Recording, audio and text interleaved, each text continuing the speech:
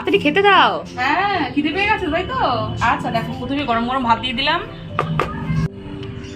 সাথে চাকা চাকা করে শসাও দিয়ে দিলাম, সাথে একটা কাঁচা লঙ্কা, আমার মেনুতে তো কাঁচা লঙ্কা থাকবেই।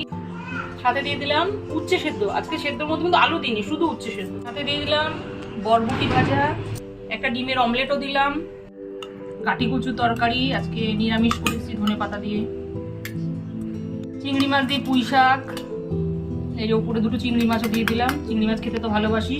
সাথে দিলাম তেলাপিয়া মাছ, আজকে তেলাপিয়া মাছটা কচু দিয়ে করেছি, আর মাছটার মধ্যে না ডিম ছিল।